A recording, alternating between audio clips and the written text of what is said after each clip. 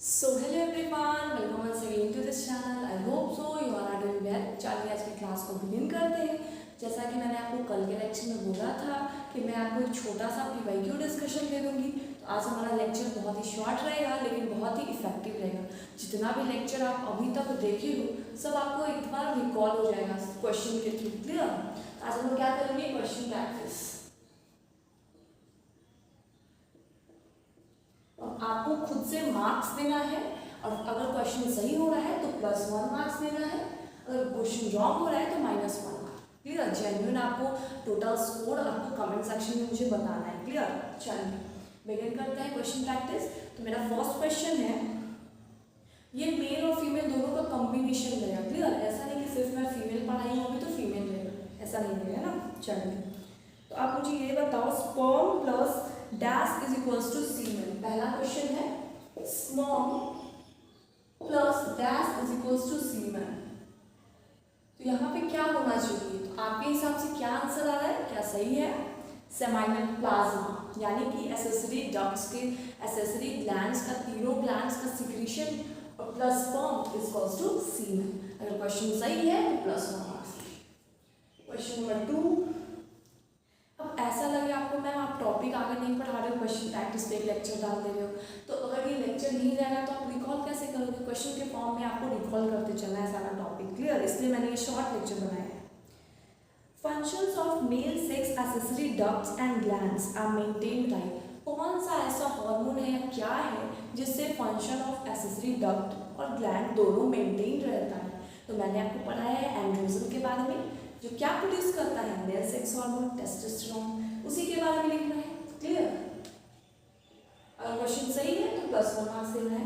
Question number 3, ovary को secondary sex organ बोलते हैं कि प्राइमरी सेक्स ऑर्गन? तो ये क्वेश्चन तो मतलब बहुत ज़्यादा इजी क्वेश्चन है। प्राइमरी सेक्स ऑर्गन बोलते हैं। अब क्यों बोलते हैं आपको खुद से रीजन लिखा है। चलिए 4th क्वेश्चन है, ovaries produce the dash and several dash hormones. Question क्या है, ovaries produce dash and several dash hormone. Dash यानी कि fill in the blanks. Clear? तो ओवरी क्या प्रोड्यूस करता है? तो ओवरी प्रोड्यूस करता है फीमेल गैमेट्स और बहुत सारे हार्मोन्स का भी प्रोडक्शन करता है, स्टेरॉइड जिसको नाम देते हैं। यहाँ पे क्या होगा, female gametes and several steroid hormones. अगर क्वेश्चन सही है तो आपको +1 मार्क्स देना है।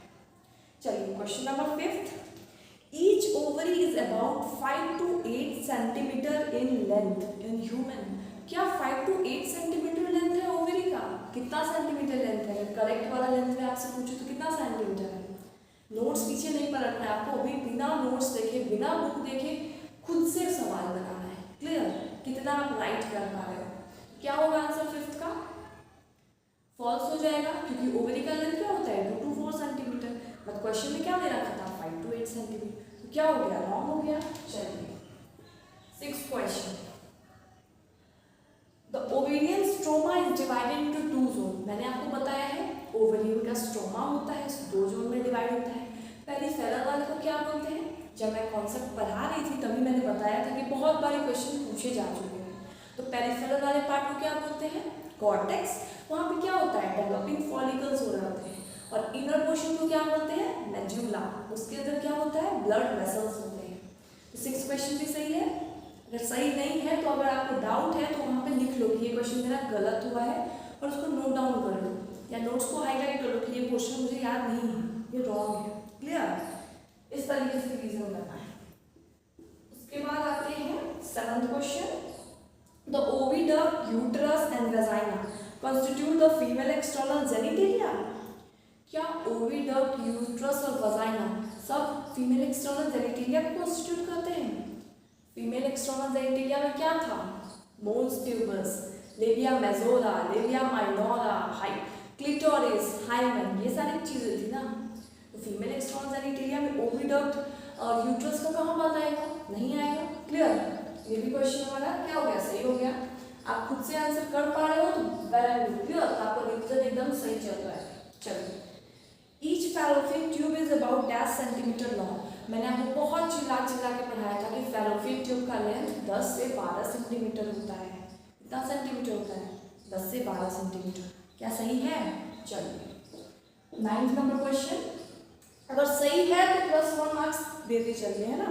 चलिए, which structure help in collection of ovum from oviduct? Ovulation मतलब मान लो ओव्यूल्यूशन हुआ तो ओवा को कलेक्ट करने का काम कौन करता है? मैंने बताया था कौन सा स्ट्रक्चर? फिम्ब्रिए। क्लियर? तो फिम्ब्रिए क्या करता है? कलेक्शन ऑफ ओवा में हेल्प करता है। उसके बाद क्वेश्चन है, यूट्रस का शेप क्या एप्पल जैसा होता है? नो, यूट्रस का शेप होता है इन्वर्टेड पियर शेप्ड। चलिए क्वेश्चन नंबर 11, एक बार में ध्यान से क्वेश्चन को सुनना है। How many layers are present in uterus? क्या एक ही लेयर से यूट्रस बना होता है? नहीं, यूट्रस में तो 3 लेयर होते हैं, perimetrium, myometrium and last endometrium. तो बहुत इजी एक एक लाइन टू लाइन मैंने क्वेश्चन निकाल के लाई हूँ। क्लियर? ताकि आपको पूरा एनसीईआरटी एक बार और रिवाइज हो जाए। मैं एक बार क्लास में कॉन्सेप्ट पढ़ाते थे, पूरा एनसीईआरटी बेस पढ़ाती हूँ, एक बार एनसीईआरटी डिस्कशन में करा देती हूँ, एक बार पीवाईक्यू डिस्कशन हो जाता है, तो आपका एनसीईआरटी बहुत बार रिवाइज हो जाएगा। Clear? 12th number question, correct sequence of uterine wall outer to inner, मतलब बाहर से अंदर जाना है। अगर आपको क्वेश्चन में दे रखा होगा कि जैसे क्वेश्चन है how many layers are present in uterus, तो 3 हो गया। Sequence of uterine wall from inner to outer, तो इनर टू आउटर में क्या होगा आंसर? Endometrium, myometrium, perimetrium. लेकिन यहाँ पे क्वेश्चन क्या दे रखा है? आउटर टू इनर, तो आउटर में क्या आएगा? पेरीमेट्रियम, फिर मायोमेट्रियम, फिर इनर एंडोमेट्रियम। समझ में आ रहा है? तो आपको क्वेश्चन मेरे ध्यान से पढ़ना है, आउटर टू इनर पूछ रहा है, इनर टू आउटर पूछ रहा है। Question number 13, the dash undergo cyclic changes during menstrual cycle. मैंने आपको बताया था कि चाइल्ड बर्थ में क्या होता है? मायोमेट्रियम बहुत ज़्यादा कॉन्ट्रैक्ट करती है, लेकिन मेंस्ट्रुअल साइकिल के लेयर्स में कौन से लेयर में चेंजेस आते हैं यूट्रस के? एंडोमेट्रियम। कौन सा? एंडोमेट्रियम। क्या ये सब क्वेश्चन में आपको भी डाउट है या गलत हो रहा है आपसे? तो आप क्या करोगे? फिर से रिवाइज करोगे नोट्स को। समझ में आया?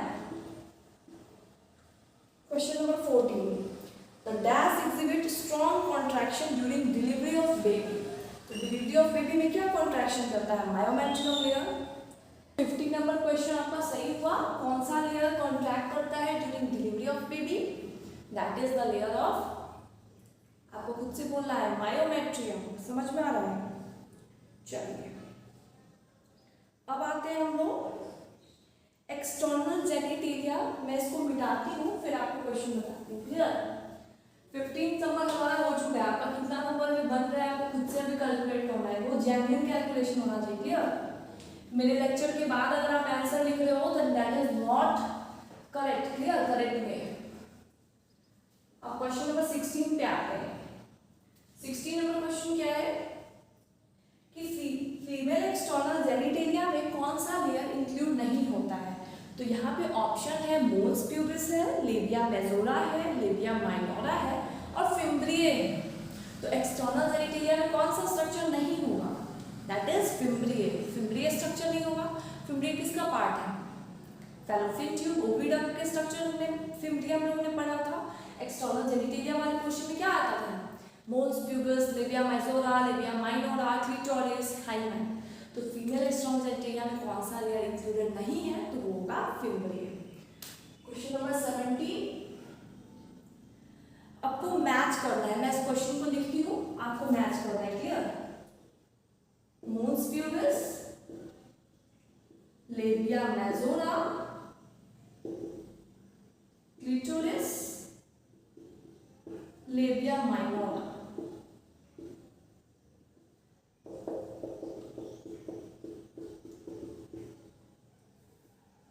ऑप्शन है पेयर्ड फोल्ड ऑफ टिश्यू,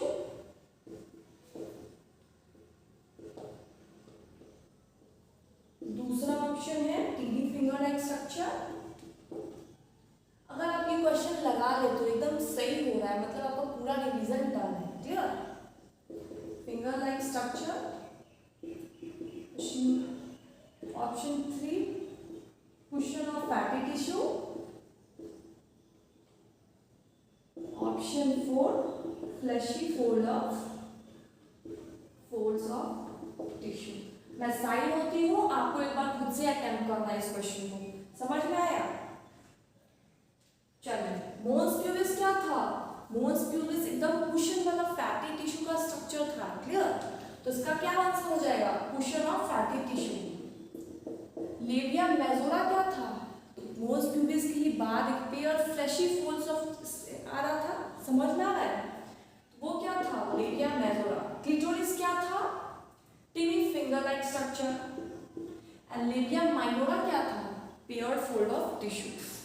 तो ऑप्शन 1। इतनी चीजें क्लियर हुई। आई होप आपने इस क्वेश्चन को बहुत अच्छे से अटेम्प्ट किया है। ये नीट के प्रीवियस ईयर का क्वेश्चन है, समझ में आ रहा है? Question number 80। The clitoris is a teeny finger-like structure which lies at the upper junction of। अब बताओ, सबसे ऊपर वाले जंक्शन पे लाई कर रहा था क्लिटोरिस, समझ रहे हो? कौन से ओपनिंग के ऊपर था? वजाइनल ओपनिंग के ऊपर था, या लेबिया मेजोरा के ऊपर था, या यूरेथ्रल ओपनिंग के ऊपर था? सुनो, आपको लग रहा होगा, डाउट हो रहा होगा, मैम क्या क्वेश्चन पूछ दिया, बहुत उलझ गया है ना, ऐसा लग रहा है? चलिए फिर से मैं रिपीट करती हूँ। मैंने ये पूछा, the clitoris is a tiny finger like structure which lies above the. कौन से ओपनिंग के ऊपर होता है? क्या वो वजाइनल ओपनिंग के ऊपर होता है कि यूरेथ्रल ओपनिंग के ऊपर होता है? आंसर क्या है? Urethral opening. सही है। चलिए क्वेश्चन नंबर 90। आपका कितना +1 मार्क्स बन रहा है आप बताते चलो, है ना? द प्रेजेंस और absence of hymen is not a reliable indicator of virginity और सेक्सुअल एक्सपीरियंस।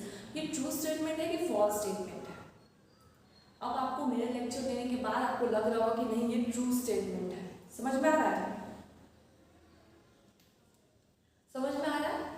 चलिए, लेकिन पहले क्या था? पहले लोग सोचते थे नहीं ये तो फॉल्स हो सकता है, क्योंकि ये सिर्फ और सिर्फ सेक्सुअल इंटरकोर्स में ही ब्रेक हो सकता है, ऐसे ब्रेक नहीं हो सकता है, but it is not correct. Clear?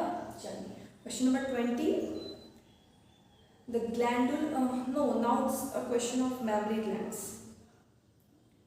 Now I will ask you the question of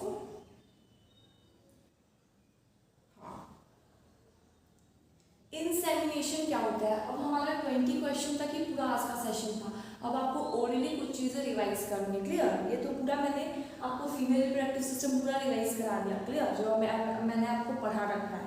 अब क्या करेंगे हम लोग? कुछ ओरली रिवाइज करेंगे। देखती हूँ मैं आप कितना बोल पाते हो, कितना आपको आ रहा है, समझ में आएगा। चलिए तो आप मुझे ये बताओ, स्पर्मिएशन क्या था? स्पर्मिएशन क्या semen is release by penis into vagina था? No. Release of sperm outside the male body. The sperm head contain an elongated diploid nucleus. क्या sperm के पास elongated diploid nucleus होता है? No. It is always haploid nucleus. क्या हो जाएगा? False हो जाएगा। चलिए, which part of sperm produce energy for movement of tail? अब पता है आपको, क्योंकि sperm मोटाइल होता है, उसके पास टेल होता है, तो मूवमेंट के लिए उसके पास एनर्जी आना चाहिए। तो माइटोकॉन्ड्रिया हम लोगों ने पढ़ा था, mitochondria is this powerhouse of cell. तो वो क्या करता है? ये कांस्टेंट एनर्जी सप्लाई कर रहा होता है, क्लियर, स्पर्म को फॉर मूवमेंट। तो ये कौन से पोर्शन था? कौन सा पोर्शन था स्पर्म का जो कंटिन्यूअस सप्लाई कर रहा था एनर्जी को? That is middle piece. Neck तो सप्लाई नहीं कर रहा था, हेड सप्लाई नहीं कर रहा था, क्या सप्लाई कर रहा था? Middle piece. After spermiogenesis sperm head became embedded in. अब आपको पता है मैंने स्पर्मियोजेनेसिस पूरा प्रोसेस पढ़ाया है। तो उसके बाद क्या होता है? सर्टोली सेल्स में जाके उसका स्पर्म का जो हेड है वो इम्बेडेड हो जाता है, और वही रिलीज को क्या बोलते हैं? Release of sperm from seminiferous tubule के सर्टोली सेल्स से बाहर आता है, तो उसी प्रोसेस को बोल देते हैं स्पर्मिएशन। समझ में आया? अब मुझे ये बताओ, स्पर्मेटोजेनेसिस था वो कब स्टार्ट हुआ? प्यूबर्टी में। क्लियर? स्पर्मेटोजेनेसिस हमेशा प्यूबर्टी से स्टार्ट होता है। और oogenesis जो फीमेल में मैं पढ़ाऊंगी, oogenesis फीटल लाइफ से स्टार्ट हो जाता है। जब हम लोग मदर के वूम में रहेंगे तब से oogenesis प्रोसेस चलेगी। लेकिन वही स्पर्मेटोजेनेसिस कब से स्टार्ट हुआ? प्यूबर्टी से स्टार्ट हुआ। कौन से हार्मोन्स के रिलीज से due to increase in significant hormone? क्या हार्मोन था? GnRH आपने पढ़ा था, गोनाडोट्रोपिन रिलीजिंग हार्मोन। आपको याद नहीं आ रहा है हार्मोन के बारे में, तो आपको क्या करना है? नोट्स को पलटना है। चलिए, आज मैं बहुत ज़्यादा क्वेश्चन लेके आई हूँ आपके लिए, सिर्फ क्वेश्चन डिस्कस करेंगे आप कितना रिकॉल कर पाते हो, कितना याद रहता है, वही आज चेक करना है, समझे। चलिए अब बताओ मुझे हैप्लॉइड कौन कौन सा स्ट्रक्चर था, क्या स्पर्मेटोजोआ, स्पर्मेटोगोनिया, स्पर्मेटिड्स, इन सब में से हैप्लॉइड स्ट्रक्चर कौन सा था। तो आपको पता होगा, मैंने आपको अच्छे से पढ़ाया है, स्पर्मेटोजोआ ये कैसा स्ट्रक्चर था स्पर्म का, एकदम हैप्लॉइड स्ट्रक्चर था। Spermatid, secondary spermatocyte, they are all haploid structure. लेकिन वही डिप्लॉइड स्ट्रक्चर कौन कौन सा था, प्राइमरी स्पर्मेटोसाइट हमेशा डिप्लॉइड होता है और सेकेंडरी स्पर्मेटोसाइट हमेशा हैप्लॉइड होता है। आपको याद नहीं रहेगा, आपको लिख लेना है नोट्स में, प्राइमरी स्पर्मेटोसाइट ये डिप्लॉइड होता है, यानी कि 2n होता है। लेकिन वही सेकेंडरी स्पर्मेटोसाइट, ये सब आप क्वेश्चन करोगे तभी आपको याद रहेगा, क्लियर। ऐसे एनसीईआरटी पढ़ते पढ़ते नहीं याद होता, आपको बहुत सारे क्वेश्चन लगाने पड़ेंगे, तब आपको चीजें दिमाग में धीरे धीरे जाना स्टार्ट हो जाएगा, है ना। तो हमेशा ये सब चीजें रखनी पड़ेगी आपको। सेकेंडरी स्पर्मेटोसाइट कैसा होता है, हैप्लॉइड होता है। प्राइमरी स्पर्मेटोसाइट एंड स्पर्मेटोगोनिया, ये दोनों स्ट्रक्चर हमेशा डिप्लॉइड होगा। लेकिन secondary spermatocyte it is always haploid structure. तो समझ में आ रहा है। तो आज हमने क्या किया, सिर्फ बेसिक बातें की, मैंने क्वेश्चन आपको 20 क्वेश्चन कराए, क्लियर। अब आपको बताना है आपका स्कोर 20 में से आप कितना सही कर पा रहे हो। अगर सही है, पूरा सही है, then it is well and good, आपका रिवीजन बहुत अच्छे से है। अगर 15 से नीचे जा रहा है तो आपको क्या करना है, 1-2 बार एनसीईआरटी को पढ़नी है और बहुत सारे बार नोट्स को रिवाइज करना है। समझ में आ रहा है।